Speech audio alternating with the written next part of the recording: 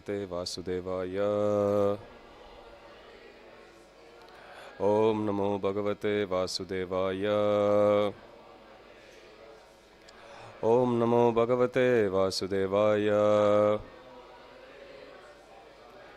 Narayanam Namaskritya Naram Chaiva Narottamam Devim Saraswatim Vyasam Tato Jayam Udirayet Nashtaprayeshu Bhadreshu Nityam Bhagavata Sevaya Bhagavati Uttama Shloke Bhaktir Bhavati Naishtiki.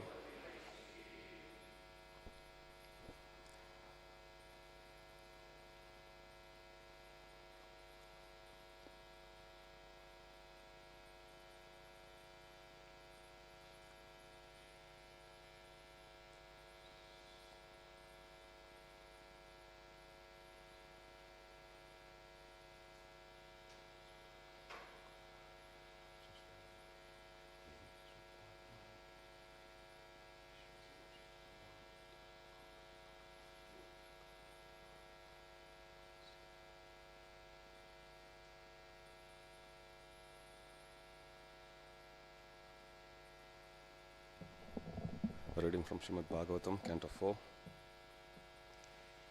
Chapter 11, texts 3 to 5. Tasyar Shastram Danushi Prayunjataha. Tasya Shastram Danushi Prayunjataha. Suvarna Punka Kalahamsa Vashasha. Suvarna Punka Kalahamsa Vashasha. Vinishtrita Avivishur Dvishadbalam. Vinihrishtha Avivishur Dvishadbalam. Yata Vanam Bhimaravashikandinaha. Yata Vanam Bhimaravashikandinaha. Tasyar Shastram Danushi Prayunjataha. Tasyar Shastram Danushi Prayunjataha. Suvarna Punkha Kalahamsa Vasasa. Vinihrishtha Avivishur Dvishadbalam. Yata Vanam Bhimaravashikandinaha.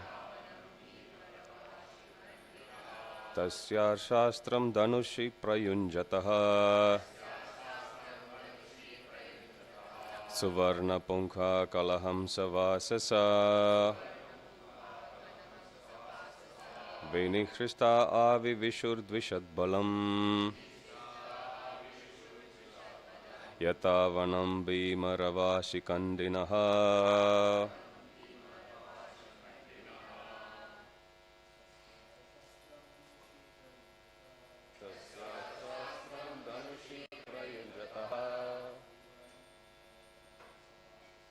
Suvarna Punkha Kalahamsa Vasasa. Vinishtrishta Avivishur Dvishadbalam. Yata Vanam Bhimaravashikandinaha. Tasya Shastram Danushi Prayunjataha. Suvarna Punkha Kalahamsa Vasasa. Vinishtrishta Avivishur Dvishadbalam. Tatsatam Bhimaravashikandinaha.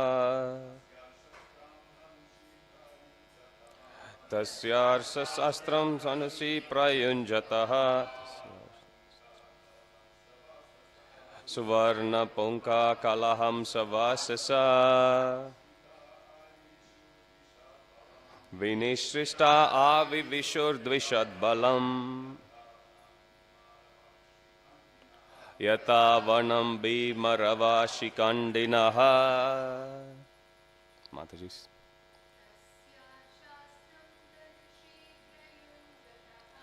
Tasyasha astram tanushi prayunjataha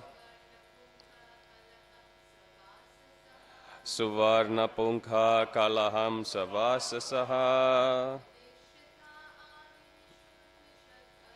Vinishrita avivishurdvishadbalam Yata vanam bhimaravashikandinaha Tasyasha shastram dhanushi prayunjataha Kuchavarna punkha chalavar savashashaha Vinishrita vivishurdvishadbalam Yata vanam bhimaravashikandinaha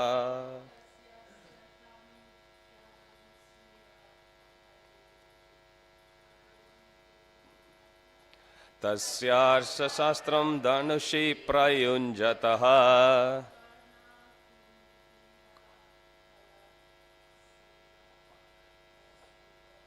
Suvarna punkha kalaham savasasaha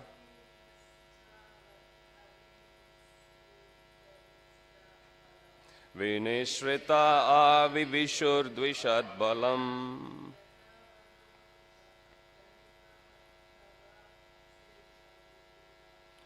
Yata vanam bhimaravashikandinaha. Word to word translation. Please repeat. Tasya while Dhruva. Arsha Astram, the weapon given by Narayana Rishi. Dhanushi, on his bow. Prayunjataha, fixed. Suvarna Punkaha, arrows with golden shafts. Kalaham Savasasaha, with feathers like the wings of a swan. Vinishritaha, sprang out. Avivishuhu, entered. Dvishadbalam, the soldiers of the enemy. Yata, just as. Vanam, into a forest. Bhimaravaha, making a tumultuous sound. Shikandinaha, peacocks. Translation and purport by His Divine Grace, Abhay Charanaravinda, Bhaktivedanta Swami Srila Prabhupada, Jagat Guru Srila Prabhupada ki.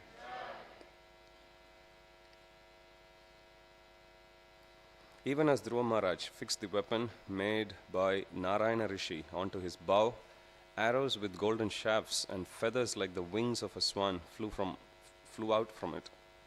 They entered the enemy soldiers with a great hissing sound, just as peacocks. Jai Shri Shri Radha Gopinath Bhagwan ki.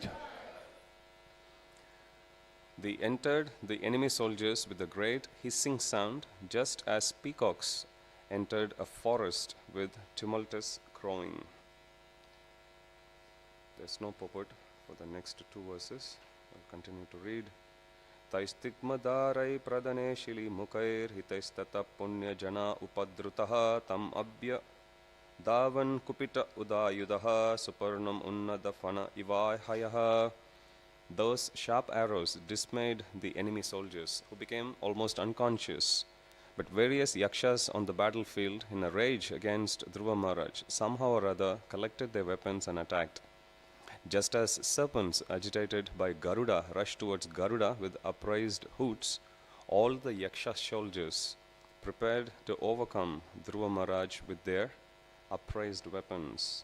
Satan prashatkair abhidavato mrite nikrita bahuru shirodarodharan ninaya lokam paramarka mandalam vrajanti nirbidya yam urdvaretasaha. translation and purport. When Dhruva Maharaj saw the Yakshas coming forward, he immediately took his arrows and cut the enemies to pieces. Separating their arms, legs, heads, and bellies from their bodies, he delivered the Yakshas to the planetary system, which is situated above the sun globe and which is attainable only by first-class brahmacharis who have never discharged their semen. Purport: to be killed by the Lord or by his devotees is auspicious for non-devotees. The Yakshas were killed indiscriminately by Dhruva Maharaj, but they attained the planetary system, attainable only for brahmacharis who never discharged their semen. As the impersonalist jnanis or the demons killed by the Lord attain Brahmaloka or Satyaloka, persons killed by a devotee of the Lord also attain Satyaloka. To reach the Satyaloka planetary system described here, one has to be elevated above the sun globe. Killing, therefore, is not always bad. If the killing is done by the Supreme Personality of Godhead or his devotee or in great sacrifices, it is for the benefit of the entity killed in that way. Material so-called non-violence is very insignificant in comparison to killing done by the Supreme Personality of Godhead or his devotees. Even when a king or the state government kills a person who is a murderer, that killing is for the benefit of the murderer, for thus he may become cleared of all sinful reactions. An important word in this verse is urdhvaretasaha, which means brahmacharis who have never discharged semen. Celibacy is so important that even though one does not undergo any austerities, penances, or ritualistic ceremonies prescribed in the Vedas, if one simply keeps himself a pure brahmachari. Jai Shri Shri Radha Gopinath Bhagwan ki jai.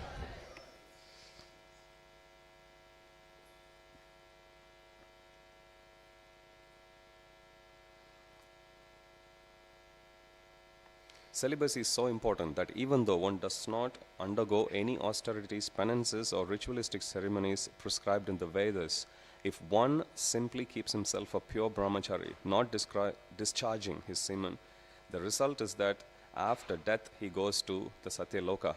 Generally, sex life is the cause of all miseries in the material world. In the Vedic civilization, sex life is restricted in various ways. Out of the whole population of the social structure, only the grahasthas are allowed restricted sex life. All others refrain from sex. The people of this age especially do not know the value of not discharging semen. As such, they are variously entangled with material qualities and suffer an existence of struggle only. The word urdhvaretasaha especially indicates the Mayavadi sannyasis who undergo strict principles of austerity. But in Bhagavad Gita 8.16, the Lord says, even if one goes up to Brahmaloka, he again comes back. Brahma Bhuvana Loka Punaravartino Arjuna. Therefore, actual mukti or liberation can be attained only by devotional service.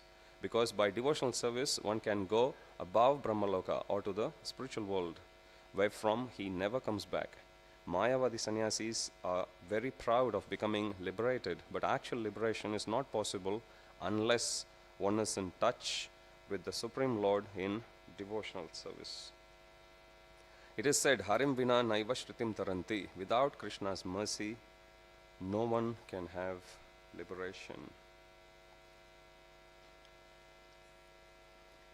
Om Jnanatimirandasya Jnananjana Shalakaya Chakshurunmilitam Yena Tasmai Shri Gurave Namaha Shri Chaitanya Manobishtam Stapitam Yena Bhutale Swayam Rupa Kadamayam Dadati Swapadantikam Vandeham Shri Guru Shri Yuta Padakamalam Shri Gurun Vaishnavamscha Shri Rupam Sagrajatam Sahagana Raghunatanvitam Tam Sajivam Sadvaitam Savadutam Parijana Sahitam Krishna Chaitanya Devam Shri Radha Krishna Padan Sahagana Lalita Shri Vishakanvitamscha He Krishna Karuna Sindhu Dinabandho Jagatpate Gopesha Gopika Kanta Radha Kanta Namostute Tapta Kanchana Gaurangi Radhe Vranda Vaneshwari Vrishabhanu Sute Devi Pranamami Hari Priye Vancha Kalpatarubhyascha Kripa Sindhubhya Evacha पतितानां पावनेभ्यो वैष्णवेभ्यो नमो नमः। जय श्री कृष्ण चैतन्य प्रभु Nityanand Shri Advaita Gadadhar श्रीवासादि गौरभक्तवृंद।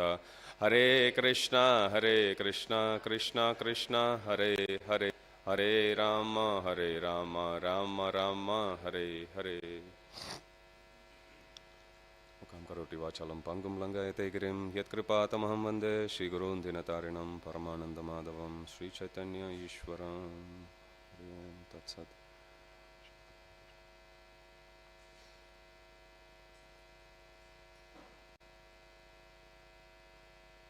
Hare Krishna.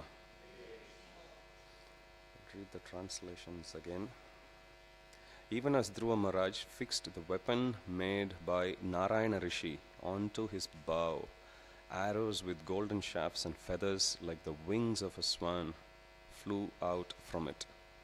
They entered the enemy soldiers with a great hissing sound, just as peacocks enter a forest with tumultuous crowing. Those sharp arrows dismayed the enemy soldiers, who became almost unconscious. But various yakshas on the battlefield, in a rage against Dhruva Maharaj, somehow or other collected their weapons and attacked. Just as serpents agitated by Garuda rushed towards Garuda with upraised hoods, all the yaksha soldiers prepared to overcome Dhruva Maharaj with their upraised weapons. When Dhruva Maharaj saw the yakshas come forward, he immediately took his arrows and cut the enemies to pieces. Separating their arms, legs, heads and bellies from their bodies, he delivered the yakshas to the planetary system, which is situated above the sun globe and which is attainable only by first-class brahmacharis who have never discharged their semen. Chapter title: Swayambhuva Manu advises Dhruva Maharaj.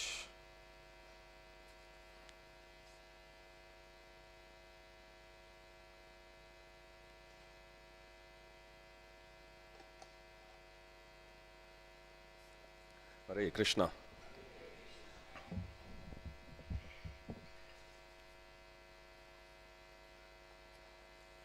So Dhruva Maharaj, he was on a rampage here, so to speak, on his attempt to seek vengeance for the yakshas killing his brother. As a king, it is his duty. If somebody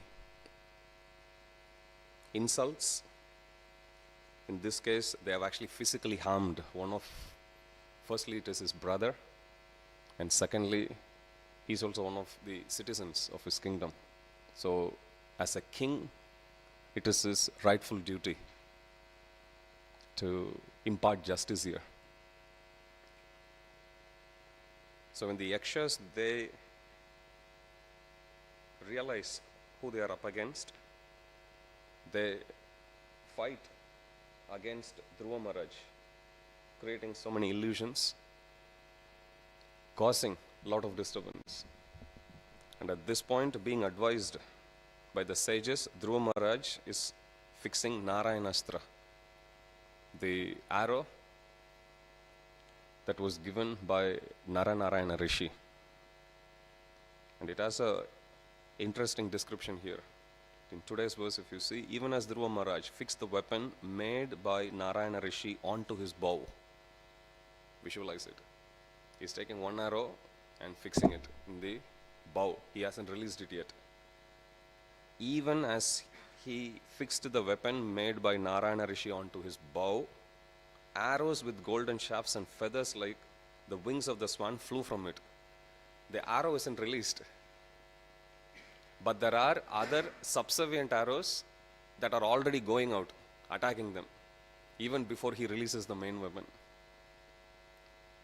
When I was reading, I was remembering, if you see the description in Mahabharata that's given about how Arjuna, on the very last day of the Agyatavasa, 13th year,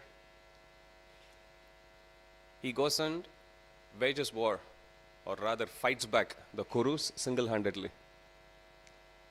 driven by his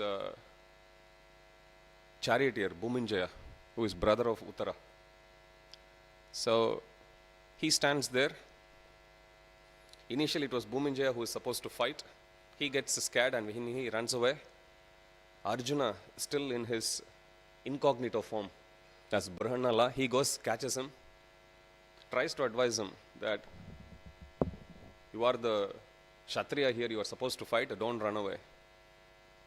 But he says, in a situation where you are up against a very formidable foe, it's wise to run away. Arjuna was in no mood to hear, and he says, all right, let's swap our roles. So he makes the king to be his charioteer, and then he goes, asks him to climb up a big tree, and then get down the weapons of all the Pandavas. And there when Bhuminjaya brings it down, he opens it. You can, if you want to know the exact description of the weapons wielded by the Pandavas, you can go through that. Arjuna even had gloves when he was releasing. He could find all of them. It had grip that specifically was custom made to fit the hands of each one of the Pandavas. Like the swords which were wielded by Nakul and Sahadev, they have a certain symbol, and then Arjuna starts to describe each one. And then if you read that description, you will see Kshatriyas, how careful they are. For them it's not a matter of just picking up a weapon and going and killing people barbarically. There was a certain culture which they followed. Can you ask them to keep quiet? So Kshatriyas, for them it's a sacred duty. It's their sacred paraphernalia. Just like we do deity worship, just like you do anything for that matter. Whatever items you use as part of your work, how much you worship, how much you take care, how much you take care of your mobile and laptop. So for Kshatriyas, their weapons is like that. So Arjuna comes, picks up his Gandiva, and the description is given. He climbs on the back of the chariot, asks him to drive, so he goes, and he is now pitted against an array of the Kuru soldiers. He picks out his Shanka and he blows, and this is the description that's given. When he blows the Shanka, the sound was so tumultuous because 13 years he was holding back. It was so powerful. The horse was standing. As soon as the horse heard, it went down to his knees.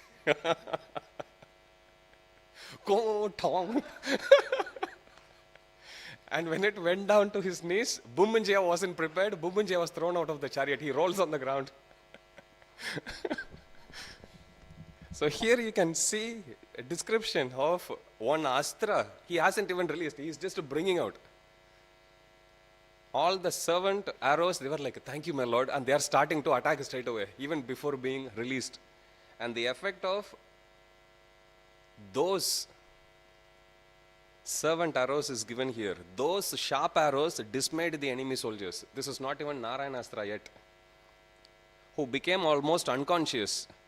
But various yakshas on the battlefield, in a rage against Dhruva Maharaj, somehow or other collected their weapons. And you look at this description. Just as the serpents agitated by Garuda raised their hoods. Okay, Garuda is one single personality. All the serpents are there. They are raising the hoods. And they stand no chance against Garuda. Still, out of their Kshatriya duty, they are like going. Like that, all yakshas, they raised the weapons and they were running towards Dhruva Maharaj. That's the description given. When Dhruva Maharaj saw the yakshas coming forward, he immediately took his arrows and cut the enemies to pieces. Separating their arms, legs, heads and bellies from their bodies, he delivered the yakshas to the planetary system which is situated above the sun globe and which is attainable only by first-class brahmacharis. And Prabhupada elaborates on that point, which is attainable only by first-class brahmacharis who never discharged their semen.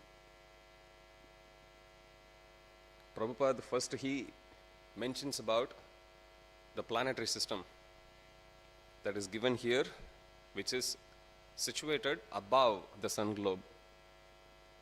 The topmost planetary system of these 14 planetary systems in material world, which is Brahmaloka or Satyaloka. But Prabhupada almost immediately he establishes the context here. Even though somebody may go to Brahmaloka, Prabhupada quotes Abrahma Bhuvana Loka Punaravartina Arjuna. It is still a place of repeated birth and death, and one has to actually come down. So it's not a great achievement. Let's take one step at a time. If a warrior dies on the battlefield and gets killed, they get a higher destination here. Here, even though Yakshas are on the wrong side and being killed by Dhruva Maharaj, Prabhupada mentions it's much better to be killed by the Supreme Lord or by his pure devotee and attain a more higher destination, in fact, a spiritual destination. Prabhupada even goes to say it's even better to be put to death by the government also. Why? Because if someone has committed a heinous crime, it's much better they settle the account in this life itself than taking it to the next life. At least if somebody gets punished, they know why they are getting punished. Mentally, at least they know this is the reason. What will be frustrating in our lives is when you go through difficulty and you try very hard to turn the situation around, and no matter what you touch, the King Midas touch, they say, whatever he touches turn gold. Whatever, if bad karma actually affects us, whatever you touch, even gold will turn to stone. And we have no clue why is it happening. That will be more frustrating, that will be more paining. So, Prabhupada says that's the reason why in those days they were, perpetrator will be at once be punished. And then Prabhupada here he compares Yakshas to the planetary system which is situated above sun globe, and that Satyaloka is attainable by only by brahmacharis, first class brahmacharis who have never discharged semen. And Prabhupada gives more details in the purports. Brahmacharya is not something which is limited only to those who are in the brahmacharya ashram. Prabhupada, to establish that point, he says if we take 4 ashrama, brahmachari, grahastha, vanaprastha and sannyasa, 4 ashramas, only one ashrama, which is grahastha ashrama, allows sex life, but that too in limited circumstances only. If only 1/4 of the population is actually allowed to be indulging in sex life, that should tell us the restrictive nature of that activity. Prabhupada says in one class, chanting, there is no restriction. Kirtaniya Sadahari. You chant 24/7. Worshipping the Lord, always worship. Reading the books, reading the Shastras, you do it always. But Prabhupada says, as soon as something is restricted, Prabhupada says, there are things which we say a strict no to, which is no meat eating, no intoxication, no gambling, no illicit sex. Why? Because it is bad. And then Prabhupada extends that logic. Prabhupada says, if we say restricted sex life, that means it is bad. Just like how we say no, because if it is good, why will Shastra say restricted? You understand Prabhupada's logic? Anything which is good in spirituality, Shastras always say do it always, do it 24/7. Unmotivated, uninterrupted devotional service. Tasmad sarveshu kaleshu, always do. Something which is good for one's spiritual life, the Shastras encourage us to keep on doing. In fact, don't stop, uninterruptedly keep on doing. But Prabhupada says, as soon as the word restriction comes, means it is bad. Food, you eat in a certain way, restricted. Why? Because it is bad. So that is Prabhupada's logic. Because of the restriction, even if you take the society of the 4 ashram, only 1 ashram is allowed to do, which means it is a restricted activity, Prabhupada says, because even in that ashram there are restrictions. So Prabhupada first established this is actually not so permissible, not so conducive for one's growth in Krishna consciousness. Prabhupada speaks about Sridhar Swami's commentary in one class,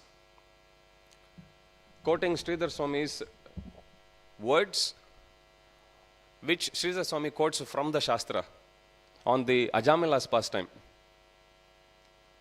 Brahmacharya means, again, these principles that are given are common for all the 4 ashramas. Brahmachari, Grahastha also.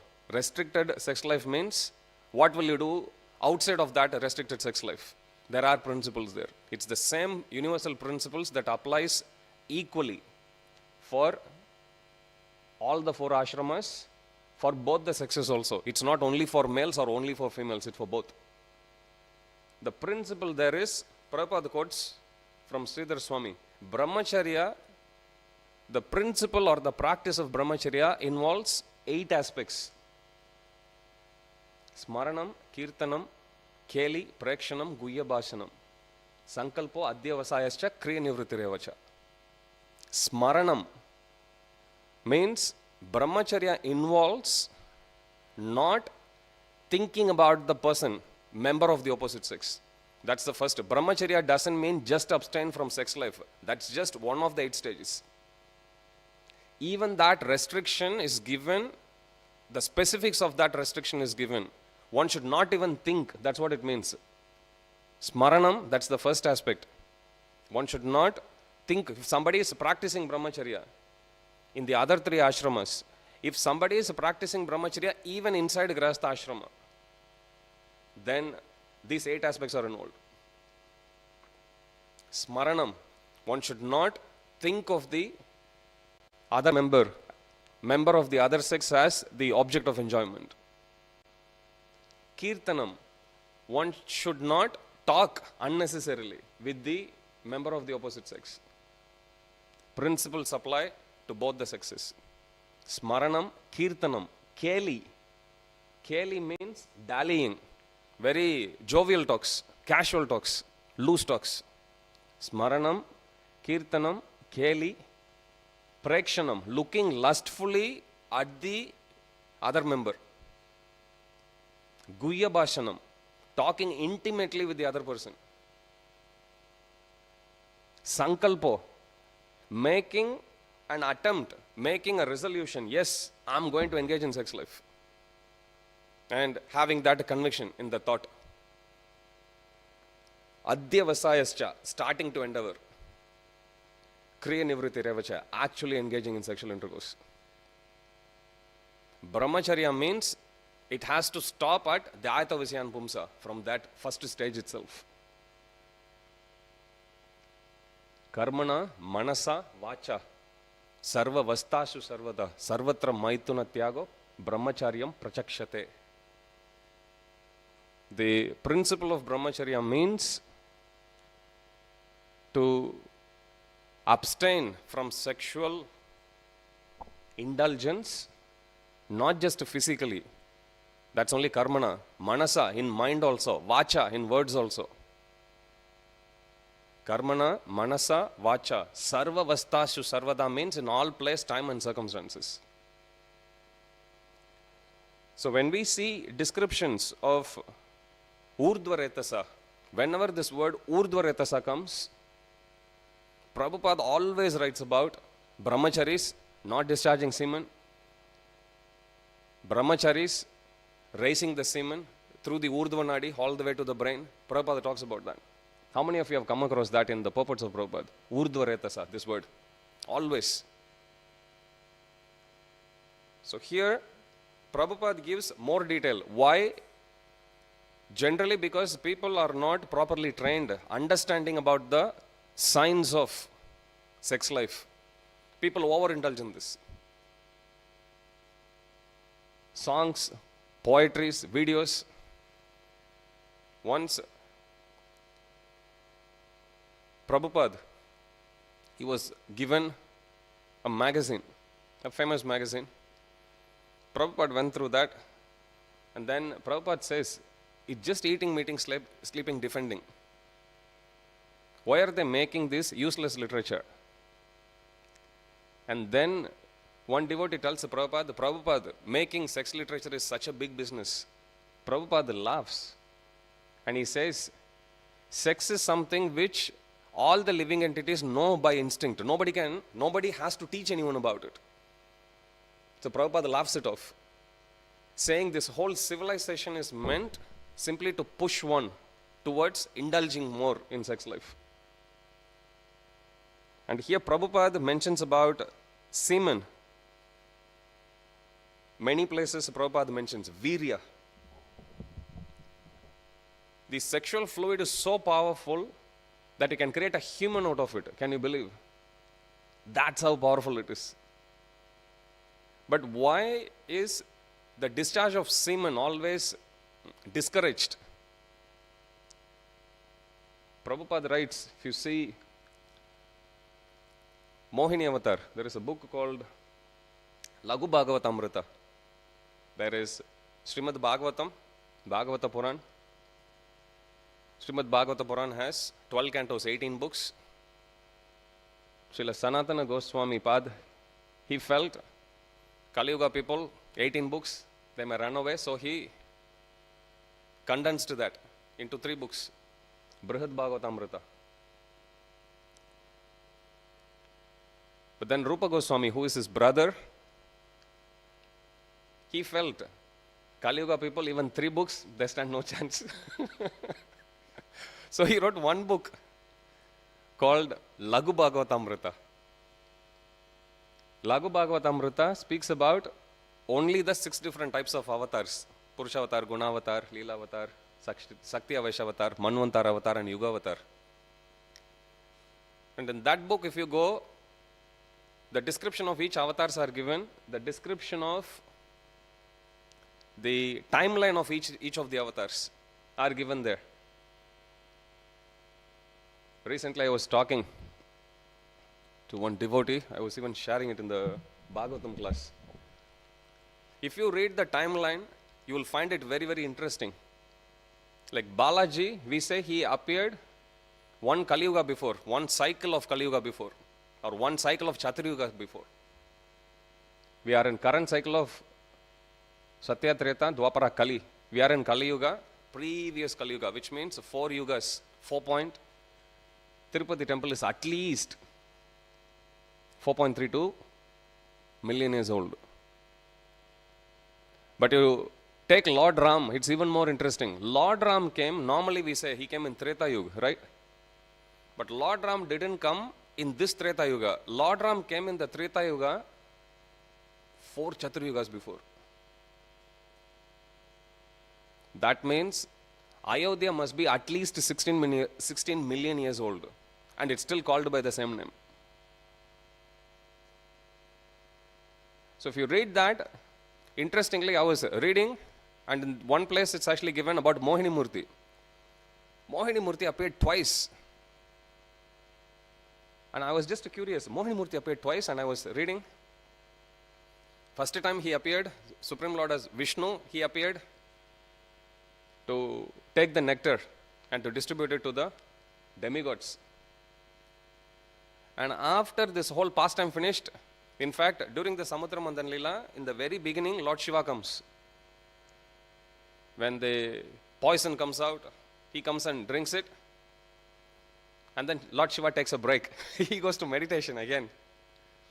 And then the whole pastime follows. Kurma Avatar comes. Kurma Avatar was there even before. Ajita was there. Dhanvantari comes. And then Mohini Avatar comes. Whole pastime finishes. Lord Shiva comes to know about Mohini Murti. And everyone talks about Mohini Murti. You know how beautiful Lord Vishnu is? He was more beautiful than even Lakshmiji. So, when this talk goes on, Lord Shiva develops this curiosity. Really, what did I miss? Then he goes to meet Vishnu along with his wife Uma Devi. And he says, "My Lord, looks like I missed one of your avatars. Can you please display it one more time?" At that time, Mohini avatar comes, and you can read the description, it's there in Srimad Bhagavatam. And then when Mohini Murti comes, Lord Shiva gets attracted towards Mohini Murti, for a moment forgetting this is Supreme Lord. Mohini Murti runs, Shiva is also running. Keeps on running. And at one point, Shiva, as he is actually running, Bhagavatam says he discharged the semen, which is what we call as mercury in modern times. So he discharges, and then as soon as he discharges, he stops. Prabhupada writes something very, very interesting there. Prabhupada says, the allurement of the opposite sex is only up to this point of releasing the sexual fluid from one's body. After that, lusty thoughts will actually die out. In fact, people will have to think so hard. They have to still push themselves so hard to bring the same amount of passion in one's body. Now, Prabhupada makes a connection there between discharging of semen to one's thoughts. As long as the lusty thoughts was there, there will be a push to discharge the sexual fluid, but as soon as it stops, as soon as it's discharged rather, everything stops. The point about why scriptures time and again and again, they say stop sexual activity or have restricted activity. There has to be separation of opposite sex. There has to be gender separation. Is even if you take it from a scientific perspective, once Prabhupada goes to Kolkata temple, it's like 73, 74. So at that time, devotees tell Prabhupada, because of the cold season here, many devotees fell sick. And they were repeatedly falling sick. And then they tell to Prabhupada, except this brahmachari, he never falls sick. And they point at Bhanudas brahmachari, which is Bhanu Maharaj now. And then Prabhupada says, that's the first class brahmachari. Because semen virya, according to even modern science, to form 1 drop of semen, it takes 40 drops of blood. And according to Ayurveda, it's double that amount. It takes 80 drops of blood to make 1 drop of semen. Normally, semen is in the form of a vapor, like a subtle energy, in each one of the cells of our body. When lustful thoughts are cultivated, that's why the 8 stages of brahmacharya is given. When lustful thoughts are cultivated, at that time, that vapor will start to come together. And they take the more gross form. But then once from the vapor form it comes to, or once from the subtle form it comes to a more gross form, it's just a matter of time. As soon as the semen is actually formed, now there will be a push to release it. So if we have to stop it, it has to be stopped right at the Dhyato Visyayan Pumsa stage, while contemplating the object of senses. That's why if you look at even these 8 stages, it goes from subtle to gross. Smaranam, see, first thinking. Kirtanam, now from mind, now it goes to words. Keli, now it goes to even more loose talk. Smaranam, Kirtanam, Keli. Prekshanam, now it becomes a very loose talk. Now the person actually looks at the other person in a very lustful way.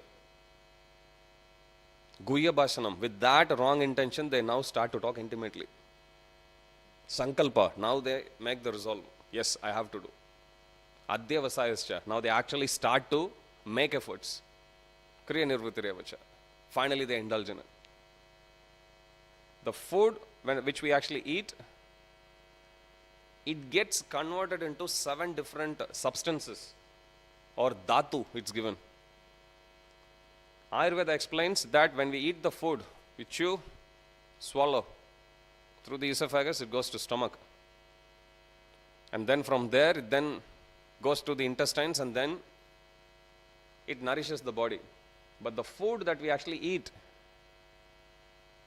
first the food gets chewed, mixed with digestive juice, and then it comes out as a liquid form known as chyle. Out of chyle, blood is formed. Out of blood, flesh is formed.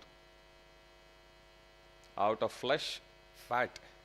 Out of fat, bone. Out of bone, marrow. Out of marrow, semen. Seventh derivative, which means it's the essence of the essence of the essence of the essence of the essence. So if one drop of semen is actually lost, you lose the effect of 80 drops of blood. So even from a scientific perspective, it is actually said that one should not discharge. I used to follow boxing very closely in my teenage years. And whenever there's a clash between, big boxers, heavyweight, they will do verbal insults against each other. In press conferences, you may come across. At that time, one common thing I would actually say is, let's say if the boxing match is in another 2 months' time or 1 month time, one boxer would say, now I'll abstain from sex and I will actually come and beat you. And I used to wonder, what has this got to do with that? Later on, I actually read Chanakya Pandit. He says, if you read Artha Shastra, Chanakya Niti, he says if there are two kings fighting, if you really want to weaken the forces of the army of the opponent, then you smuggle prostitutes into their camp. And then what will ensue after that? It's obvious. So if somebody, converse is true.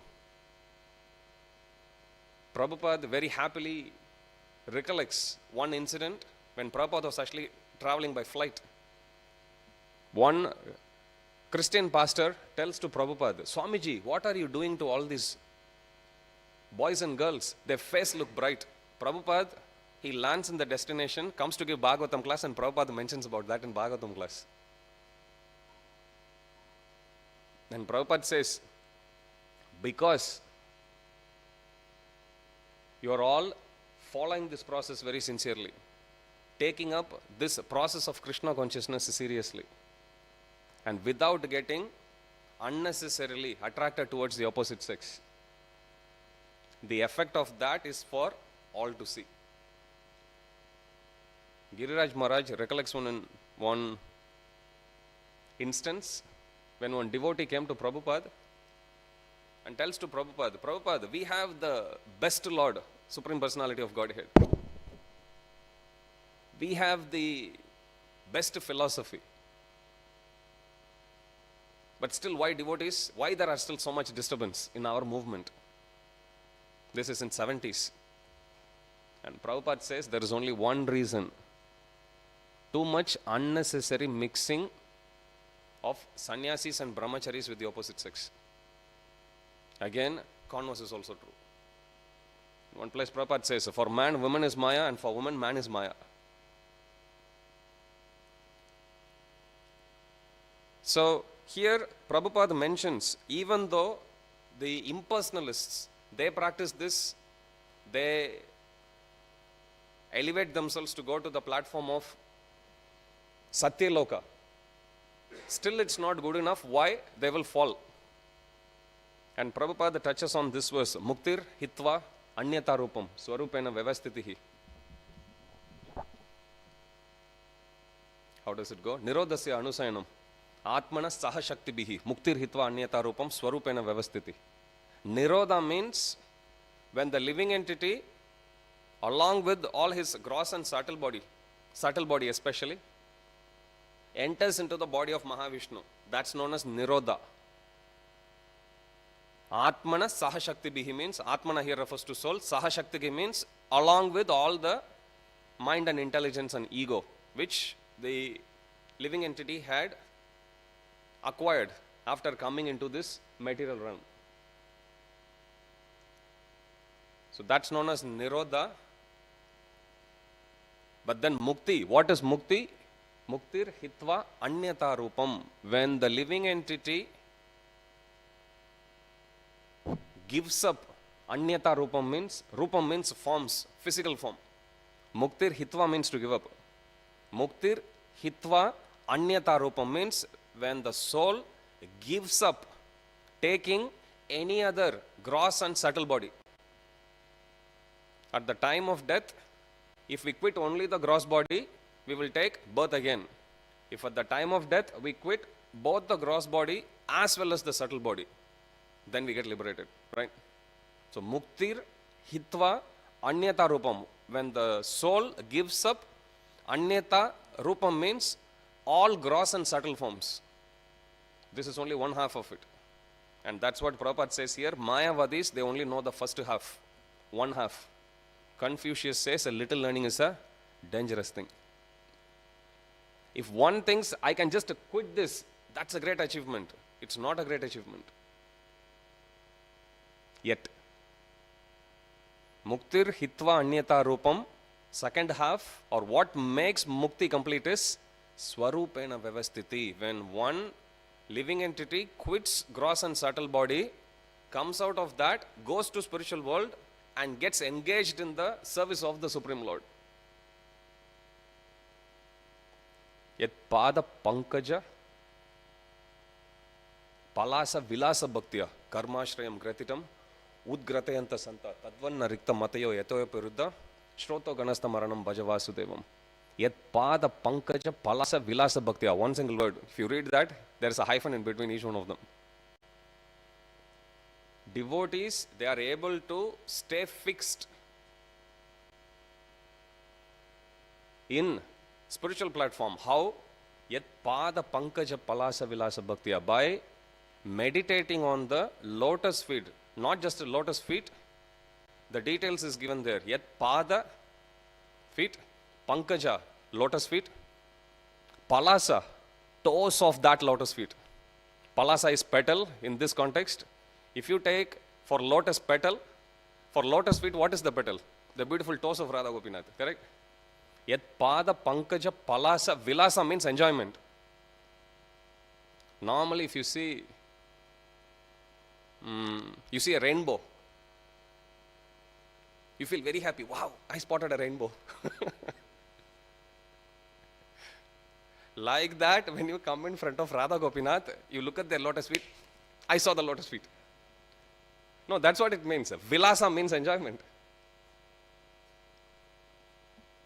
Once the devotees asked Prabhupada, you say lotus feet. But you say lotus feet of Lord Jagannath. We cannot see anything. Then Prabhupada says, meditate on whatever that you can see. Over a period of time when Jagannath becomes happy, he'll show you. How many of you here wants to see lotus feet of Lord Jagannath? Hari Hari Bol, become a pujari. You can take darshan of it. Yet Pada Pankaja Palasa Vilasa Bhaktya. Devotees, because they are so much absorbed in meditating on the toes of the lotus feet of the Lord. Karma Shayam. Karma means fruitive activities. Ashayam means Asha. Arana Koriho Mane Asha. Desire. Because they are fixed, totally, completely absorbed in meditating on the lotus feet of the Supreme Lord, toes of the lotus feet of the Supreme Lord, they are easily able to give up attraction for desires of fruitive activities. On the other hand, somebody who is artificially trying to give up, like the yogis who haven't become a devotee yet, who is not taking shelter of bhakti yet, or somebody who is a jnani, they know everything negative about the material world, which is good. But because they don't have the information about the positive engagement, they will fall down, according to this verse. Why? Because they will be pounded by the waves, continuous waves, perpetual waves of sense enjoyment that just comes and pushes them. Vacho vegam, manasa vegam, udarupasta vegam. It's a force. It's a subtle force. If you want to understand what subtle force means, you take the example of, let's say, sneezing, right? When you sneeze, there is a live hair that is in charge of that. You can't control the sneeze. Sneeze is not coming from outside. Correct? Yawning, it's a force, correct? Sexual desire is also like a force. The desire to actually speak, prajalpa, that's a force. That's what it means. Vacho vegam means it's a force. There is a push from inside. Manasa, when mind is actually going lusty here, when mind is getting angry, mind is getting attached to it, it's a force. Krodha, anger, when it comes, it's a force coming from inside because of passion. Each one of these forces, that's why it's given tadvanna rikta matayo yatayo piruddha. It comes and hits one, pounds one like repeated waves. But devotees, because they are too busy meditating on the lotus feet of the Lord, toes of the lotus feet of the Lord, they will escape.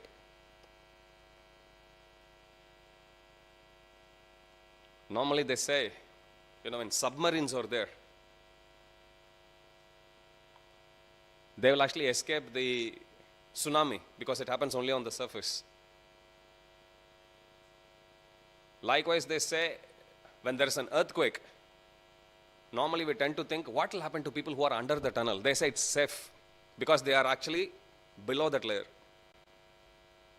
Same way, waves will come and hit, but devotees, because they are actually deep in their absorption.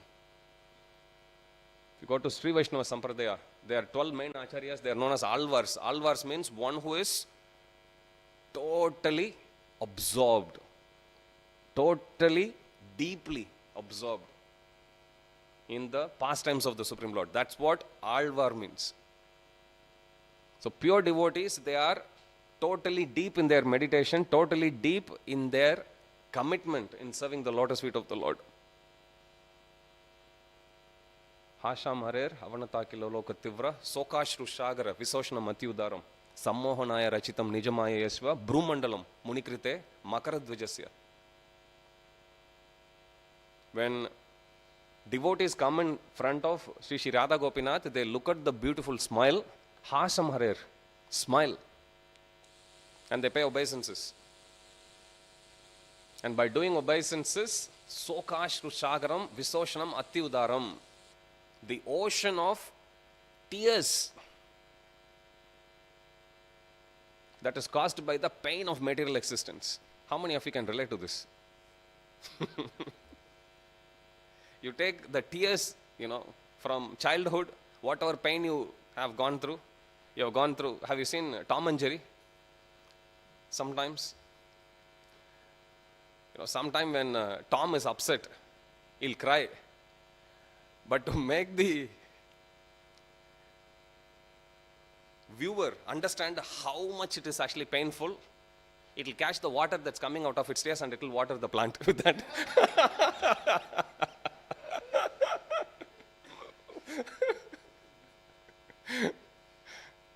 Okay, like that, you collect the tears right from childhood. Keep on adding. Like that, you take previous life. Do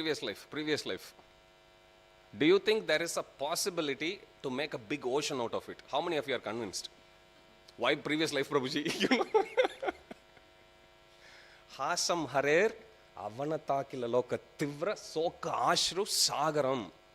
The tears that comes out and the sagar, the big ocean that's actually created out of that, will at once be dried if one takes darshan of, details matter, right? The smile of Radha Gopinath. Two things you have to do.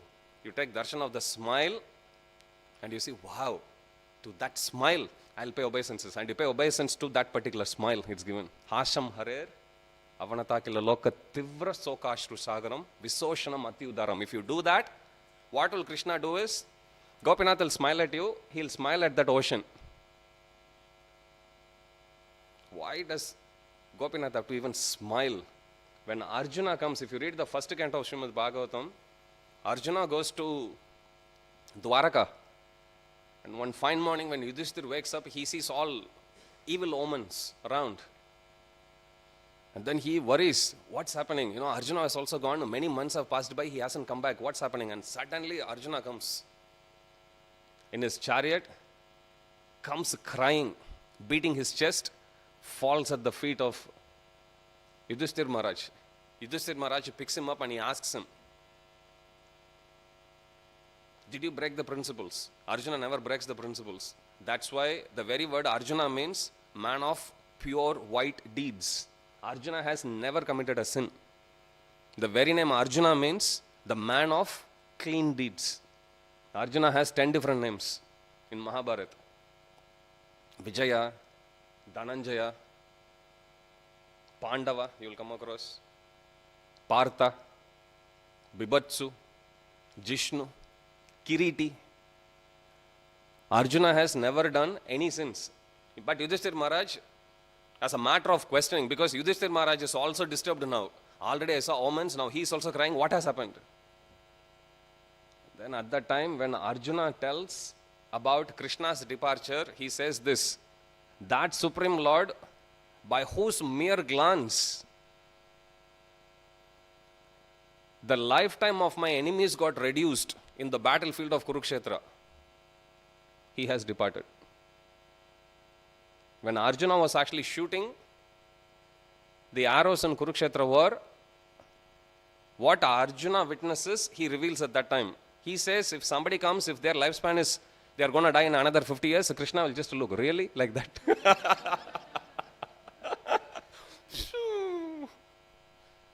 It comes to 2 seconds. Only 2 seconds, Krishna will reduce. Looking at them, they will reduce their lifespan. And then Arjuna will shoot. It will pierce their body. And Krishna will say, wow, wow, wow, wow, you did great. But actually, Krishna is the one who is killing. Arjuna reveals, simply by glancing at my enemies, he reduced their lifespan. If Krishna can reduce lifespan just by glancing, why does he even bother to smile? But he likes to smile. We also like him smiling. Prasanna vadanam dhyayed, sarva vigno bashande. So when we pay obeisances, Krishna will smile at us. When he smiles at that ocean will get dried up instantly. Now, second half of the verse says something, I'll finish at this point, it says something which is related to today's verse. Sokashru shagara visoshanam atyudaram sammohanaya rachitam nijamaya yashva brumandalam munikrite makaradvajasya.